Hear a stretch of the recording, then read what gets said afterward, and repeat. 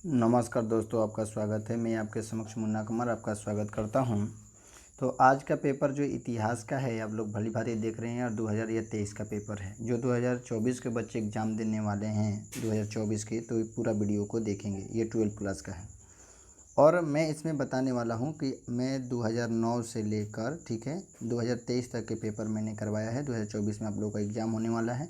2025 के भी जैसे एग्ज़ाम होंगे 2024 को, उसका भी मैं पेपर आपको यहाँ पर सोल्यूशन के रूप में डाल दूँगा। इससे फ़ायदा क्या है, यहाँ पर आप वीडियो आ गए हैं, इतना सुन लिए मेरी बातों को, तो इससे सुनने से फ़ायदा क्या है? यहाँ से सुनने से फ़ायदा है कि आपके 400 प्लस नंबर आने हैं। 450 जो है आपके नंबर, इससे ज़्यादा ही आ सकते हैं। इसके लिए करना क्या होगा, मैं आपको बता रहा हूँ, बहुत सिंपल सा, साधारण सा। पहले आप 2009 से लेकर मैंने जितना भी वीडियो बनाया है 2023 तक, इसको MCQ कर लीजिए। मल्टीपल चॉइस क्वेश्चन बोला जाता है, ठीक है। और इसमें ऐसे ही क्वेश्चन आपको करवाए गए हैं टोटल, और ज़्यादा मिनट का है नहीं। कोई 18 मिनट का है, कोई 20 मिनट का है, और जिसमें 100 क्वेश्चन है वह 30 या 38 मिनट के हैं। तो जिसमें 100 क्वेश्चन आपके 38 मिनट में ही कंप्लीट करवाए गए हैं। टोटल मिला के 15 वीडियो हैं, 15 से 16 वीडियो हैं। और इसमें जाने के बाद आप जाइएगा वहाँ पर हमारे प्ले लिस्ट में, तो 16 वीडियो हैं, जहाँ से देखने के बाद आपके 50 नंबर यहाँ से मिल जाएंगे। और 2 से 3 मैं वीडियो दूंगा जो आपको क्या होंगे, वो होंगे आपके सब्जेक्टिव क्वेश्चन उतना ही रहेंगे जिससे क्वेश्चन नहीं आएंगे। और उसमें इस क्वेश्चन में से आपके सारे के सारे क्वेश्चन मिल जाएंगे, यानी 100 नंबर आपको यहाँ से मिलने वाले हैं, ठीक है। और साथ में मैं सभी विषयों का, जैसे भूगोल हो गया, जैसे हम बोले हिंदी हो गया, मैं सभी विषयों को धीरे धीरे देने का प्रयास करूंगा। और आपके एग्ज़ाम आते आते मैं सारे सब्जेक्ट को आपको पूरा दे दूंगा। अगर जो बच्चे नए हैं, मान लीजिए सोच रहे हैं कि नए हैं सर, हम कैसे तैयारी करें, क्या हमारी स्ट्रेटजी होनी चाहिए, तो आप जाइए मत, घबराइए मत, पूरा वीडियो को देखिए। क्योंकि आप जिस चीज़ में ज़्यादा टाइम देंगे, ज़्यादा टाइम जिस चीज़ में देंगे, वहाँ ज्ञान आपके ज़्यादा होंगे। तो पूरा वीडियो को देखिए। अगर आप आ गए हैं तो, अगर पढ़ना है तो पूरा वीडियो को देखिए, नहीं पढ़ना है तो सत सत नमन है। अपना घर रहिए, खाइए पीजिए, मस्त रहिए, हमें उससे कोई टेंशन नहीं है। और जिसको 400 प्लस नंबर लाना है, 400 प्लस नंबर लाना है, वो पूरा वीडियो को देखेगा। मैं आपसे रिक्वेस्ट कर रहा हूँ, जो वीडियो को पूरा देखेगा उससे समझ में आएगा, ठीक है। आइए हम बात करते हैं। सबसे पहले इसको हम देखने का प्रयास करते हैं। पहला क्वेश्चन क्या है, जल्दी जल्दी करेंगे। 100 क्वेश्चन है, ठीक है। हम देखेंगे यहाँ पर लिखा हुआ है 1 से लेकर 100 तक, जिसमें 50 ही बनाना अनिवार्य होता है, 50 नंबर के आते हैं, ठीक है। तो आप इसी तरीके से कर लीजिएगा। मेरे वादा है पूरा, मैं भरपूर आपको कह रहा हूँ कि ये वीडियो देखने के बाद अगर नहीं लड़ता है तो आप हमारे कमेंट में फ़ोन करके कह सकते हैं सर आपका वीडियो नहीं लड़ा। तो मैं, आप जो भी बोलना चाहते हैं बोल सकते हैं, कोई टेंशन नहीं। लेकिन इससे ज़्यादा आपके क्वेश्चन नहीं आएंगे। ये नहीं कि आप एक वीडियो देख लिए बोलेगा सर नहीं लड़ा, तो ऐसा नहीं होना चाहिए। पूरा वीडियो आपको पूरा देखना है, तभी आपके लड़ेंगे, ठीक है। आधा वीडियो देख के स्किप कीजिएगा तो कोई फ़ायदा नहीं है। आइए क्वेश्चन को देखते हैं। पहला क्वेश्चन है कि महामंत्रों को किसने नियुक्ति किया था। जो महामंत्र होते हैं, धम्म महामंत्र होते थे। धम्म का मतलब होता है प्रचार, यानी बौद्ध धर्म में धम्म होते थे। जो बौद्ध धर्म को मानने वाले धम्म होते थे, इनके 3 रत्न होते थे, बौद्ध, धम्म और संघ। इनके 3 रत्न हैं बौद्ध धर्म के। तो धम्म को जो नियुक्ति करवाता था वह अशोक के द्वारा करवाया जाता था। और अपने पुत्र महेंद्र और संघमित्रा को भी श्रीलंका विदा किया था बौद्ध वृक्ष लेकर कि आप जाइए वहाँ पर बौद्ध धर्म को मनवाइए। और बौद्ध धर्म के वहाँ के श्रीलंका के जो राजा थे वो भी बौद्ध धर्म को माने थे। तो नियुक्ति करने वाला जो था वह अशोक था। अशोक जो था, आप जानेंगे कि बिंदुसार का क्या था, पुत्र था, ये भी याद रखेंगे। तो अशोक ने क्या किया, धम्म महामंत्रों की नियुक्ति करवाई। जो धर्म को प्रचार करते हैं उसे धम्म महामंत्र बोला जाता था। याद रहेगा, कोई दिक्कत है। आगे क्वेश्चन की ओर देखते हैं। लिखा है अगला क्वेश्चन कि महाभारत की रचना किस भाषा में की गई है। महाभारत की रचना जो है वह संस्कृत भाषा में, या रामायण की रचना बोलेगा तो वो भी आपके संस्कृत भाषा में।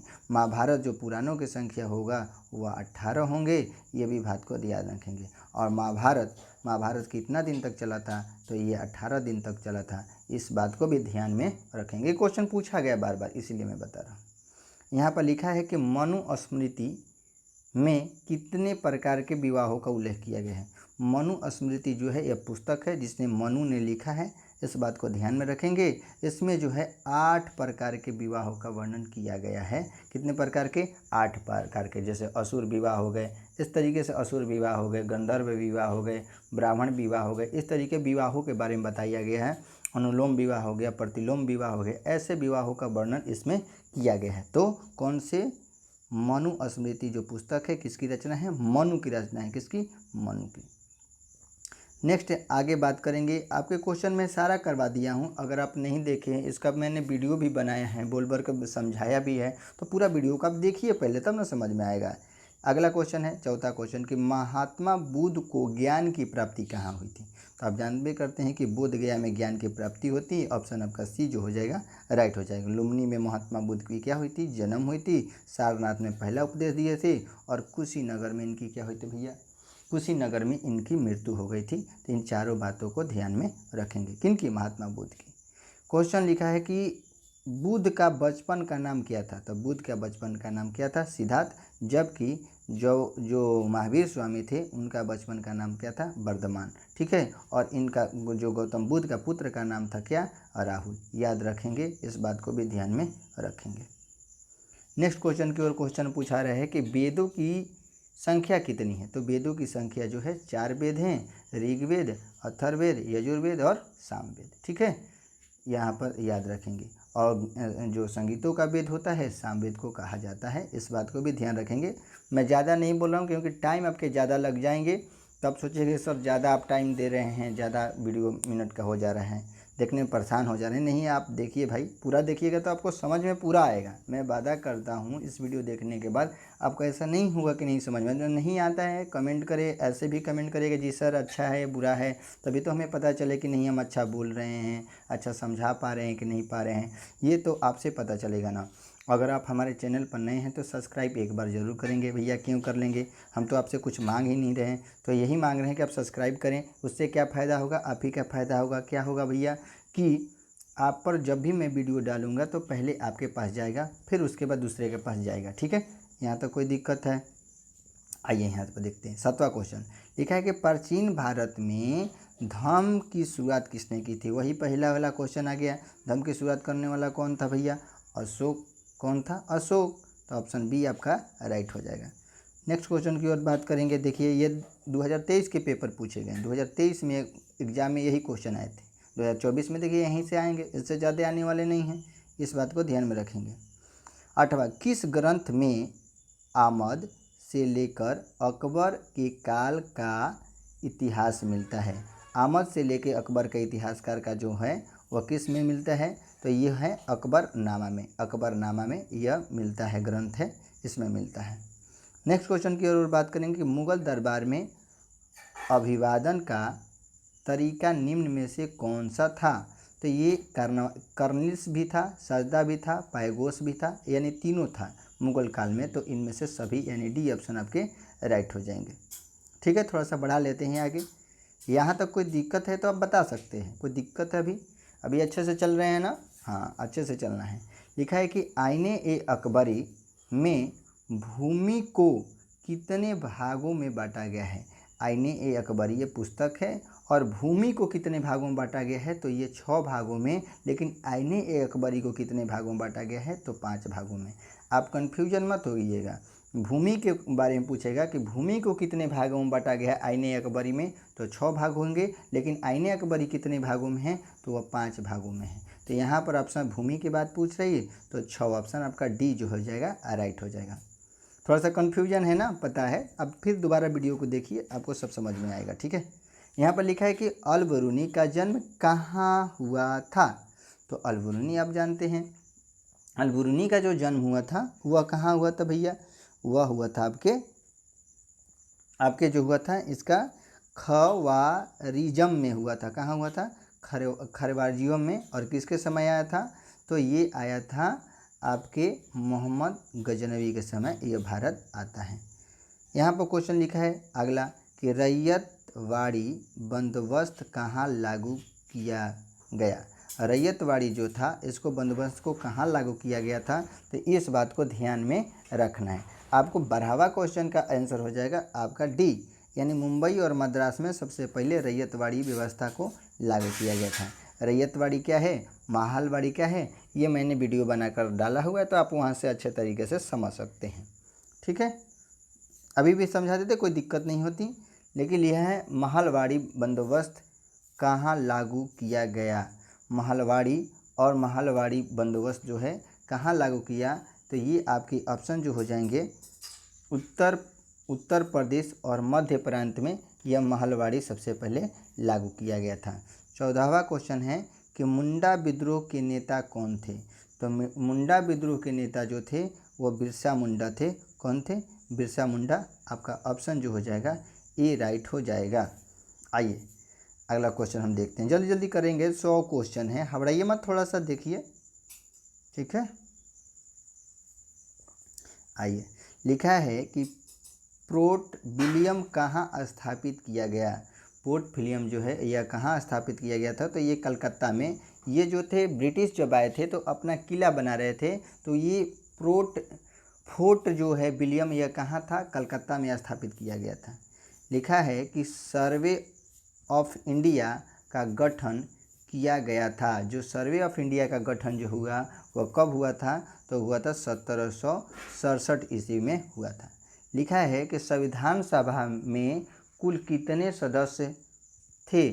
जब संविधान सभा के कुल कितने सदस्य थे, तो ये भली भांति अब जानते हैं, इसमें बताने की कोई ज़रूरत है नहीं। 17वां का ऑप्शन आपका डी हो जाएगा, यानी 380 और 89 को सदस्य थे। जब संविधान सभा बनी थी तो उस समय कुल जो संख्या थी 389 थे। इन बात को ध्यान में रखेंगे जब संविधान सभा की सदस्य की बात पूछा जाए। ठीक है, लिखा है कि तलवंडी किसका जन्म हुआ था। तलवंडी जो है यह पाकिस्तान में पड़ता है, यहाँ गुरु नानक जी का जन्म हुआ था। ये जो थे ये रविदास जो हैं यूपी से संबंधित थे, कबीर भी यूपी से संबंधित थे, जबकि मीराबाई जो थी राजस्थान से संबंधित थी। नेक्स्ट क्वेश्चन में लिखा है कि भारत का अंतिम मुगल शासक कौन था। तो भारत का अंतिम मुगल शासक जो था बहादुर शाह जफर था, और इसे रंगून ले जाकर इसे मार दिया गया था। 1857 की क्रांति हुई थी, उसी समय इसे पकड़कर रंगून ले गया गया और उन्हें वहीं पर मार दिया गया। ये भी क्वेश्चन आपके एग्जाम में पूछे गए हैं। लिखा है कि महात्मा गांधी का जन्म कब हुआ था। तो महात्मा गांधी का आप जन्म भली भांति जानते हैं कि 1869 में 2 अक्टूबर 1869 को महात्मा गांधी के जन्म हुआ था। पोरबंदर गुजरात में पड़ता है, वहीं पर महात्मा गांधी का जन्म होता है। लिखा है कि बल्लभाचार्य का जन्म कहाँ हुआ था। बल्लभा जो चार थे इनका जन्म जो हुआ था कहाँ हुआ था भैया, तो ये बनारसी में हुआ था। इन बातों का ध्यान में रखेंगे। लिखा है कि निजामुद्दीन औलिया की दरगाह कहाँ है। तो निजामुद्दीन औलिया की जो दरगाह आप देख रहे हैं, तो इसमें आपके 22 के जो ऑप्शन हो जाएंगे आपके, ये दिल्ली में हुआ था। कहाँ, दिल्ली में। जबकि अजमेर में बात करेंगे, मोहम्मद बिन चिश्ती जो थे उनका जो है दरगाह यहाँ पर है, और निजामुद्दीन औलिया का जो दरगाह है वह कहाँ है, दिल्ली में। आपका ऑप्शन जो हो जाएगा ए राइट हो जाएगा। आगे बात करेंगे, किताब उर रेहला में किसका यात्रा वृत्तांत लिखा गया है। तो किताब उर रेहला का जो है वह लिखे हुए हैं, इनको भली भांति जानते हैं, इब्न बतूता। इब्न बतूता जो था मोरक्को से आया था और मोहम्मद बिन तुगलक के दरबार में यह आता है। इस बात को भी ध्यान रखेंगे।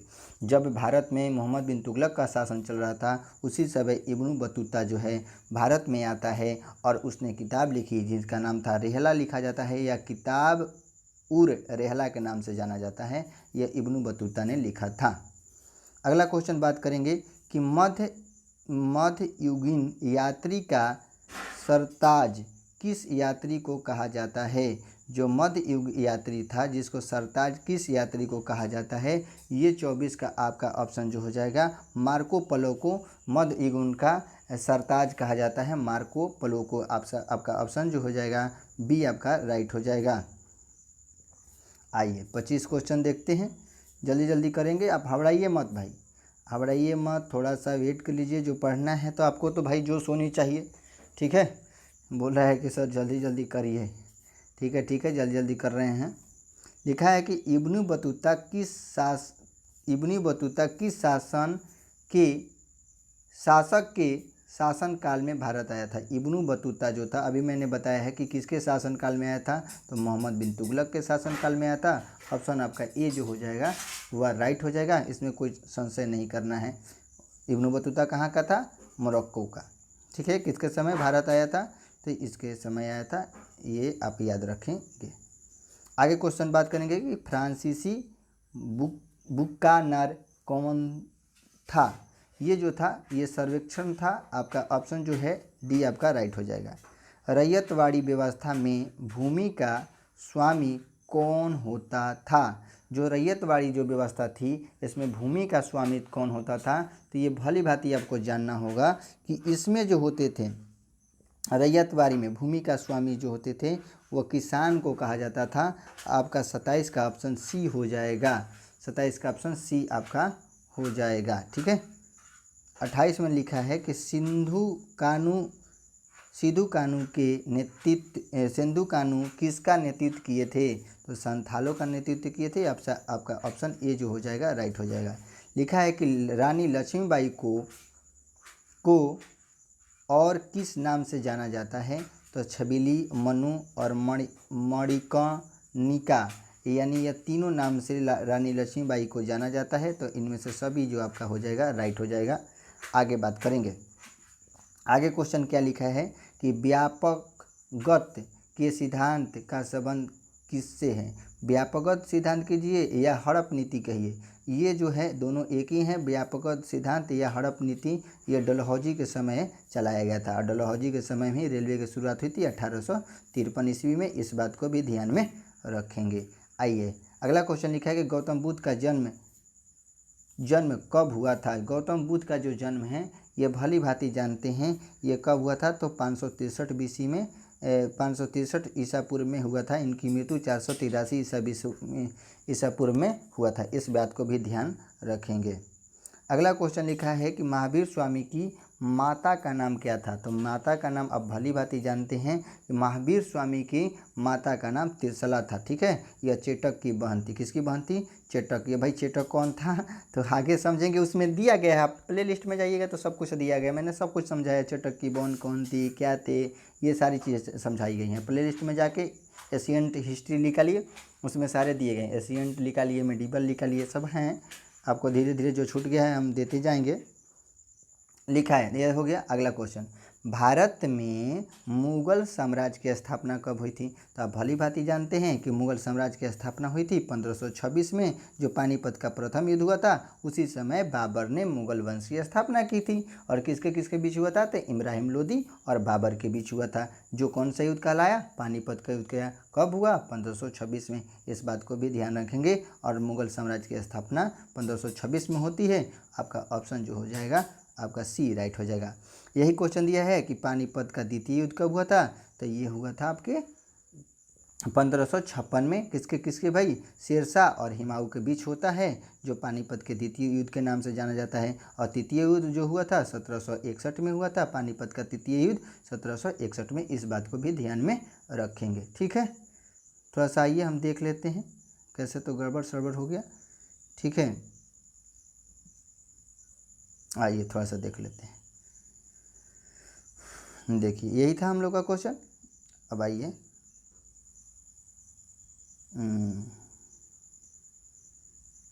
आगे आगे आगे। अब थोड़ा सा हबड़ाइए मत भाई, गड़बड़ हो जाता है थोड़ा सा बनाने सनाने में, इससे हबड़ाने की कोई ज़रूरत नहीं है।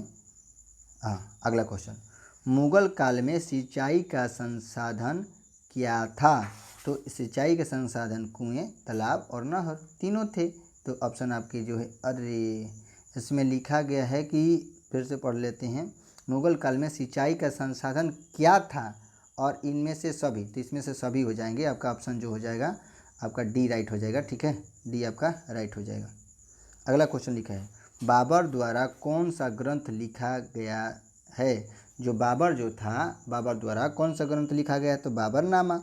बाबर ने ग्रंथ कौन से लिखी? बाबरनामा, अपने नाम पर ही लिखा था। या इसमें याद करने की कोई ज़रूरत नहीं है, उतना टेंशन भी नहीं लेना है। ठीक है, उतना टेंशन भी नहीं लेना है कि कितना लिखा था, कौन लिखा था। तो बाबरनामा किसने लिखी थी? तो ये बाबर द्वारा लिखी गई थी। इस बात को याद रखेंगे। आगे देखते हैं, हबड़ाइए मत भाई। आप टेंशन में हो जा रहे हैं कि सर कैसे कैसे आप जल्दी जल्दी नहीं बता रहे हैं। देखिए पूरा वीडियो को देखिएगा तभी समझ में आएगा, ठीक है। विजयनगर साम्राज्य से संबंधित वंश, जो विजयनगर साम्राज्य से संबंधित था, ये कौन सा वंश था? तो आप जानते हैं कि भली भांति कि आपके 37 का जो हो जाएगा डी आपका राइट हो जाएगा। यानी विजयनगर साम्राज्य से संगम वंश भी आए थे, सुल्लू वंश भी आए थे, तुल्लु वंश भी आए थे। तो इनमें से सभी आपका डी ऑप्शन आपका राइट हो जाएगा। लिखा है कि विजयनगर की स्थानीय मातृदेवी कौन थी? तो विजयनगर की स्थानीय मातृदेवी जो थी ये थी पंपा देवी। कौन थी? पंपा देवी जो थी विजयनगर की स्थानीय मातृदेवी थी। आपका ऑप्शन बी आपका राइट हो जाएगा, ठीक है। आइए हम अगला क्वेश्चन की ओर चलते हैं। अब हो गया, अब बढ़ाइए मत, थोड़ा सा है, ये तो बढ़ाने में थोड़ा सा दिक्कत होता ही है। अभी हम लोग नए नए हैं, अब टेंशन ना लीजिए, धीरे धीरे हो जाएगा सब सही। अभी बताइएगा। लिखा है कृष्णा स्वामी मंदिर का निर्माता कौन था? जो कृष्णा स्वामी था उसके निर्माता कौन थे? तो वो थे कृष्णदेव राय। कौन थे? कृष्णदेव राय। आपका ऑप्शन ए जो हो जाएगा राइट हो जाएगा। नेक्स्ट क्वेश्चन की ओर बात करेंगे कि हिंदू परंपरा में मोक्ष प्राप्ति का मार्ग है। जो हिंदू परंपरा है उसे मोक्ष की प्राप्ति कैसे दी जाती है? तो आपको भली भांति पता होगा, ज्ञान मार्ग से, कर्म मार्ग से और भक्ति मार्ग से, यानी तीनों मार्ग से हिंदू धर्म में आप मोक्ष प्राप्त कर सकते हैं। यानी इनमें से आपका सभी जो हो जाएगा वह राइट हो जाएगा। डी ऑप्शन आपका राइट हो जाएगा। अगला क्वेश्चन लिखा है कि जजिया किससे लिया जाता था? जजिया जो था किससे लिया जाता था? तो ना व्यापारियों से, ठीक है, और ना बुद्धिजीवों से, ना सैनिकों से। किससे लिया जाता था? तो जिमियों से लिया जाता था। आपका 41 का ऑप्शन जो हो जाएगा डी आपका राइट हो जाएगा।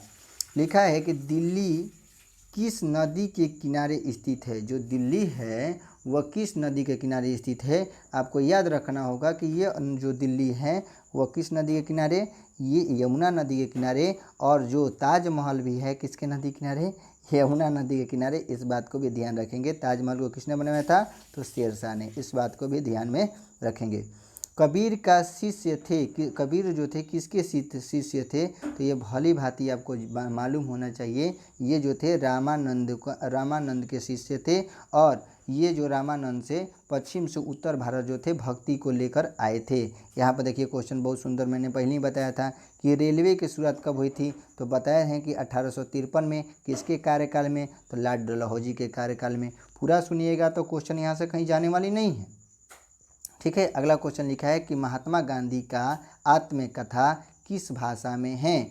जो महात्मा गांधी हैं उनकी आत्मकथा जो है वह कौन सी भाषा में है? यानी 45 का ऑप्शन हो जाएगा आपका बी। कौन सी भाषा में? गुजराती भाषा में। कौन सी भाषा में? गुजराती भाषा में। नेक्स्ट क्वेश्चन लिखा है कि बंगाल के विभाजन की घोषणा किस वर्ष की गई थी? तो 1905 में। इस समय किसके समय? लॉर्ड कर्जन के कार्यकाल में। आगे लिखा है कि भारतीय राष्ट्रीय कांग्रेस के संस्थापक कौन थे? भारतीय राष्ट्रीय कांग्रेस के संस्थापक जो थे ए ओ हुम थे। और ये ICS अधिकारी रिटायर थे। और इसकी स्थापना 1885 ईस्वी में हुई थी है। कहाँ हुई थी? मुंबई में। कौन से स्कूल में? तो तेजपाल गोकुलदास कॉलेज में हुई थी। किस दिन? तो सोमवार के दिन हुई थी। इस बात को भी ध्यान में रखेंगे। अगला क्वेश्चन दिया है कि भारत किस वर्ष गणतंत्र हुआ? भारत जो हुआ था किस वर्ष गणतंत्र हुआ था? तो आपको भली भांति पता होना चाहिए कि 1950 में, 26 जनवरी 1950 को हमारा भारत देश क्या हुआ था? गणतंत्र हुआ था। स्वतंत्र पूछा जाएगा तो ये 15 अगस्त 1947 को स्वतंत्र हुआ था। 15 अगस्त 1947 में 1947 में हमारा देश क्या हुआ था? आज़ाद हुआ था। कहने का मतलब 1947 में जो है हमारा देश आज़ाद हुआ था, लेकिन स्वतंत्र हुआ था 26 जनवरी 1950 को। कब हुआ था? 26 जनवरी 1950 को ये हुआ था। इस बात को भी ध्यान रखेंगे। ऑप्शन आपका बी जो हो जाएगा राइट हो जाएगा। आगे क्वेश्चन को लिए आते हैं, जल्दी जल्दी देखते हैं, ठीक है।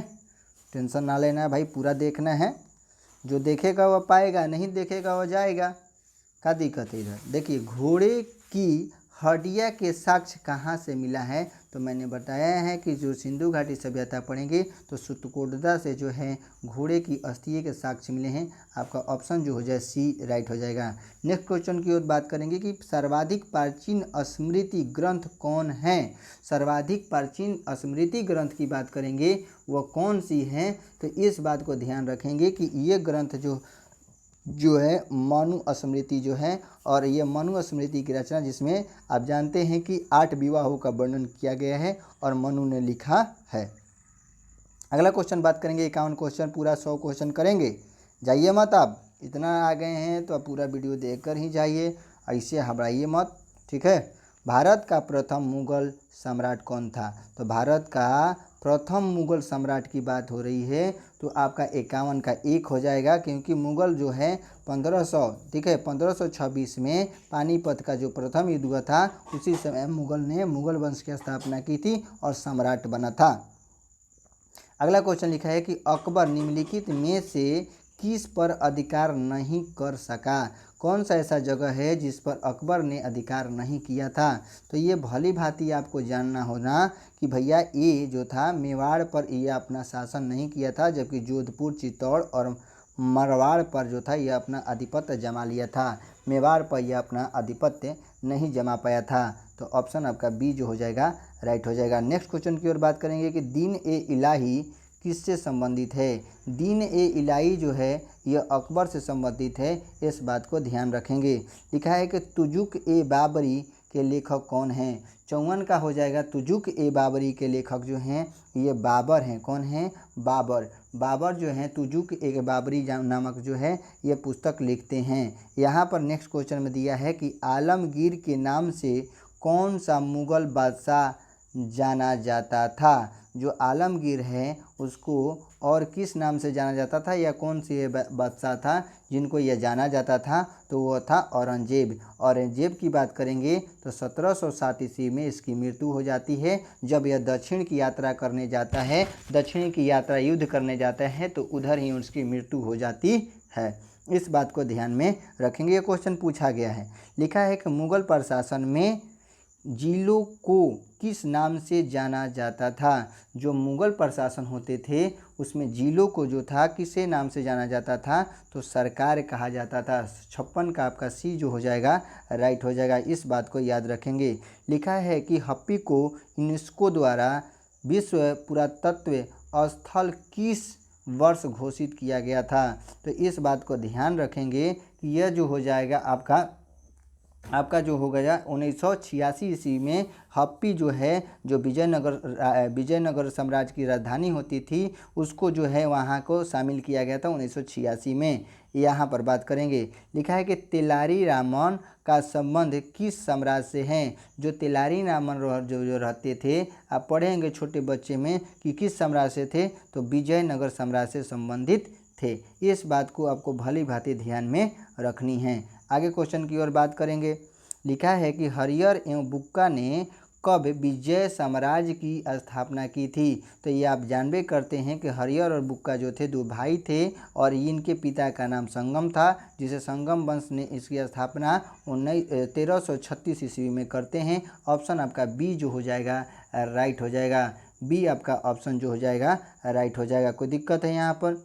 देखिए घुमाकर यहाँ पूछा गया है कि गुरु नानक का जन्म कहाँ हुआ था? पहले यह देता था कि तलवंडी में किसका जन्म हुआ था, तो गुरु नानक का। तो ये कहाँ पड़ता है? तो पाकिस्तान में पड़ता है। इस बात को भी ध्यान में रखेंगे। लिखा है कि जय हिंद का नारा किसने दिया था? जय हिंद का नारा देने वाला व्यक्ति कौन था? यह क्वेश्चन आपसे पूछा गया है। तो ये जो थे जय हिंद का नारा जो दिए थे सुभाष चंद्र बोस ने नारा दिया था जय हिंद का, याद रखेंगे। अगला क्वेश्चन दिया है कि अकबर के राज्य में राज स्वराज व्यवस्था किसके हाथों में था? जो राज स्वराज की व्यवस्था थी वह किसके हाथों में थी? तो वह टोडर मल के हाथों में थी। अकबर के राज्य व्यवस्था किसके हाथों में थी? टोडर मल के हाथों में थी। इस बात को याद रखेंगे। डी आपका ऑप्शन राइट हो जाएगा। लिखा है कि ताजमहल किस नदी के किनारे है? अभी हमने बताया भैया कि यह यमुना नदी के किनारे हैं। कौन सी नदी? यमुना नदी। दिल्ली भी यमुना नदी के किनारे ही स्थित है। आपका बी ऑप्शन आपका राइट हो जाएगा। आगे हम बात करते हैं। अब जल्दी जल्दी थोड़ा सा कर रहे हैं, फास्ट कर रहे हैं, आप जाइए मत, पूरा देखिए तब ना मज़ा आएगा जी। पूरा देखिए, आप मज़ा लेना है तो पूरा देखिए। लिखा है कि मौर्य साम्राज्य का प्रथम शासक कौन था। तो आप जानते हैं कि मौर्य साम्राज्य की स्थापना चंद्रगुप्त मौर्य ने की थी। तो प्रथम शासक कौन होगा? चंद्रगुप्त मौर्य। यहाँ तक आपको बात समझ में आ रही है, यहाँ पर कोई दिक्कत होने की समस्या नहीं होनी चाहिए। नेक्स्ट क्वेश्चन की ओर बात करेंगे कि भारतीय पुरातत्व के पिता किन्हें कहा जाता है। तो मैंने लिखवाया था कि भारतीय पुरातत्व के जनक जो है वह अलेक्जेंडर कनिंघम को भारतीय पुरातत्व का पिता कहा जाता है, या फादर भी लिख देगा तो आपको सस्पेंशन जो करने की ज़रूरत नहीं है। लिखा है कि ईस्ट इंडिया कंपनी को बंगाल के दीवानी किसने प्रदत्त की थी। जो छाछोट हो जाएगा आपका कि ईस्ट इंडिया कंपनी को बंगाल, ठीक है, बंगाल की दीवानी किसने प्रदत्त की थी, तो आपको भली भांति आपको पता होगा कि शाह आलम द्वितीय ने यह प्रदत्त की थी। इस बात को ध्यान में रखना है। लिखा है कि मजम उल बहरीन की रचना किसने की थी। यह जो है पुस्तक है, इसकी रचना किसने की है, तो ये आपके ऑप्शन जो हो जाएंगे दारा सिको ने मजम उल बहरीन पुस्तक की रचना की है। किसने? दारा सिको ने। आपका सी ऑप्शन आपका राइट हो जाएगा। बात करेंगे लिंगायत आंदोलन का दुष्प्रभाव कहाँ हुआ था। ये आपके जो हुए थे, ये आप भली भांति जानते हैं, कर्नाटक में हुए थे। कहाँ? कर्नाटक में। लिखा है कि इब्न बतूता कितने वर्षों तक भारत रहा। जो इब्न बतूता था वह कितने वर्षों तक भारत रहता है, तो ये भैया आपके 14 वर्ष तक भारत रहता है इब्न बतूता, याद रखेंगे। नेक्स्ट क्वेश्चन की बात करेंगे कि लॉटरी कमेंट्री का गठन कब किया गया था। आपके लॉटरी कमेटी का गठन जो हुआ था 1817 ईस्वी में किया गया था। यहाँ पर लिखा है कि 1942 में कौन सा आंदोलन हुआ था, तो सबने अवंगी आंदोलन की भारत छोड़ो आंदोलन। तो यह भारत छोड़ो आंदोलन जो हुआ था 1942 में हुआ था। यहाँ पर असहयोग आंदोलन की बात करेंगे तो 1920 ईस्वी में हुआ था, जबकि सबने अवज्ञा आंदोलन 1930 ईस्वी में 12 मार्च 1930 को स्टार्ट होता है। इनको भी ध्यान रखेंगे, ठीक है। अगला क्वेश्चन की ओर बात करते हैं और देखते जाते हैं। अब जल्दी 72 क्वेश्चन पहुंच गए हैं। लिखा है कि सुभाष चंद्र बोस भारतीय राष्ट्रीय कांग्रेस के अध्यक्ष कब चुने गए। जो सुभाष चंद्र बोस थे वो भारतीय राष्ट्रीय कांग्रेस के अध्यक्ष कब चुने गए थे, तो आपको भली भांति पता होगा कि 1938 से 1939 में यह कांग्रेस के अध्यक्ष चुने गए थे। लिखा है कि काला कानून किसे कहा जाता है, तो आप जानबे करते हैं कि रोलेट एक्ट जो 1919-20 में आया था, जिसे काला कानून के रूप में कहा जाता है। काला कानून का मतलब होता है कि बिना किसी गवाह पर, बिना किसी सबूत को शक के आधार पर ही जेल में डाल दिया जाता था, जिसके चलते 13 अप्रैल 1919 का जो है जलियांवाला बाग हत्याकांड होता है, यह जानते होंगे। अगला क्वेश्चन की ओर बात करेंगे कि 1939 में फॉरवर्ड ब्लॉक की स्थापना किसने की थी। जो फॉरवर्ड ब्लॉक है इसकी स्थापना किसने की थी, यह भली भांति पूछा गया है, ठीक है। इसकी स्थापना करने वाले जो थे सुभाष चंद्र बोस थे, इसको याद रखेंगे। कैबिनेट मिशन किस वर्ष भारत आया था। जो कैबिनेट मिशन है वो 1946 में भारत आया थे। कब आया था? 1946 में। इसमें 3 सदस्य थे, इनसे भी नाम क्वेश्चन पूछ लिए जाते हैं, इन्हें याद रखेंगे। अगला बात करेंगे कि मुस्लिम लीग द्वारा मुक्ति दिवस कब मनाया गया। जो मुस्लिम लीग है उनके द्वारा कब मुक्ति दिवस के रूप में मनाया गया है, इस बात को याद रखेंगे, ठीक है। तो ये मनाया गया है 22 दिसंबर 1939 को। अगला क्वेश्चन दिया है, नेक्स्ट क्वेश्चन की ओर बात करेंगे। 77वां क्वेश्चन, इसमें लिखा है कि भारत का विभाजन ब्रिटिश शासन की किस योजना का परिणाम रहा। तो ये योजना जो था माउंटबेटन योजना के तहत जो भारत का जो है विभाजन ब्रिटिश शासन द्वारा किया गया। कौन सी योजना? माउंटबेटन योजना। नेक्स्ट क्वेश्चन की ओर बात करेंगे कि सिंधी कार्रवाई की धमकी किसने दी थी? सिंधी कार्रवाई की धमकी किसने दी थी? तो भली भांति जानते होंगे कि इसकी कार्रवाई दी थी मुस्लिम लीग ने। किसने? मुस्लिम लीग ने। इस बात को याद रखेंगे।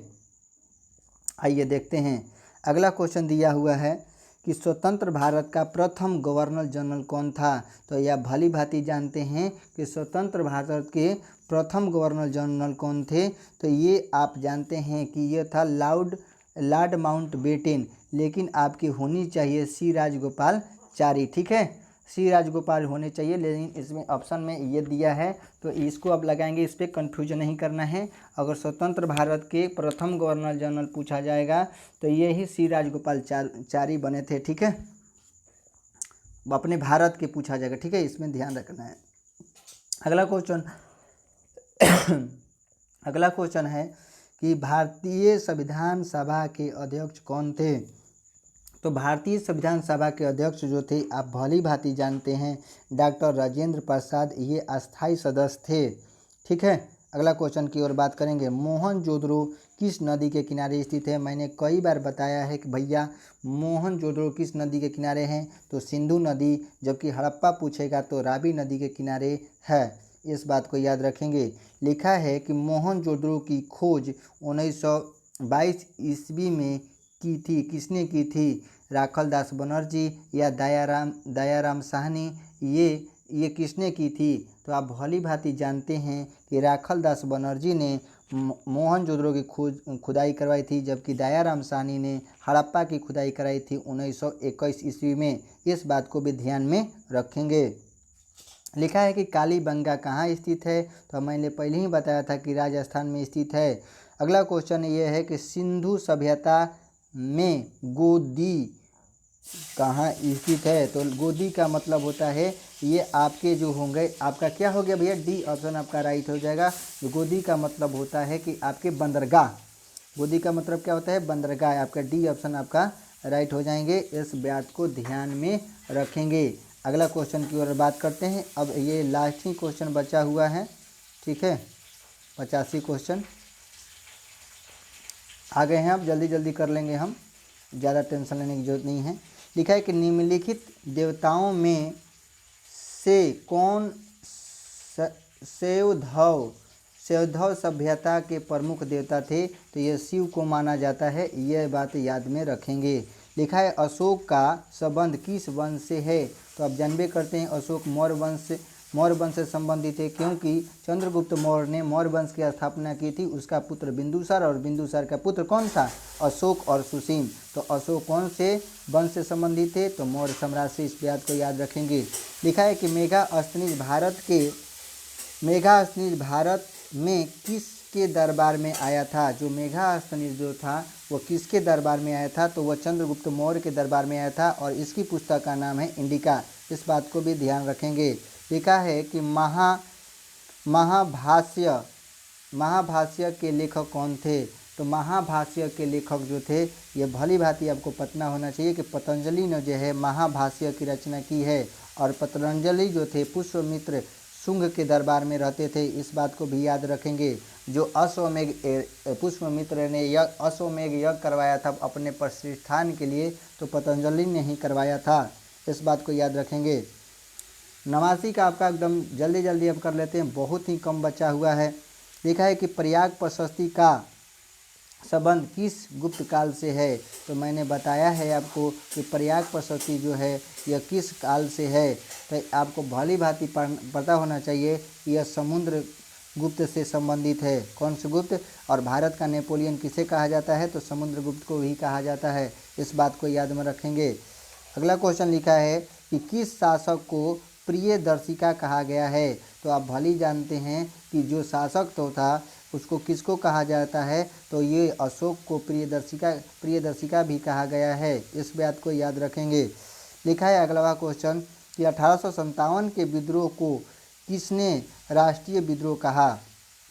1857 के विद्रोह थे, इसे राष्ट्रीय विद्रोह करने वाले इसमें से कोई नहीं है। याद रखेंगे, इनमें से कोई नहीं। ठीक है, अगला क्वेश्चन की ओर बात करेंगे, बस जल्दी जल्दी कर लेते हैं।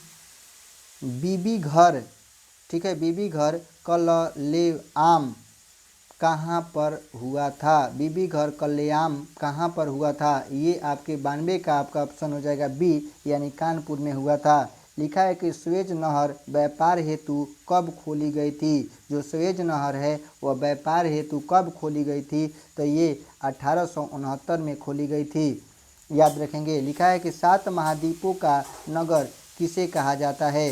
तो ये मुंबई को कहा जाता है। ऑप्शन आपका ए जो हो जाएगा राइट हो जाएगा। लिखा है कि स्तर पर अखिल भारतीय स्तर पर पहली जनगणना कब हुई थी? अखिल भारतीय स्तर पर पहली जनगणना जो हुई थी, आप भली भांति जानते हैं कि 1972 ईस्वी में हुई थी। उस समय किसका शासनकाल चल रहा था? तो लॉर्ड मायो का कार्यकाल चल रहा था। लेकिन 10वीं जो जनगणना की बात करेंगे तो 1881 में होती है। कब होती है? 1881 में होती है और लॉर्ड रिपन के कार्यकाल में होती है। इस बात को भी ध्यान में रखेंगे। लिखा है कि करो और मरो का नारा किसने दिया था? तो महात्मा गांधी ने दिया था। कौन से आंदोलन में? तो भारत छोड़ो आंदोलन जो 1942 में होता है। इस बात को भी ध्यान में रखेंगे।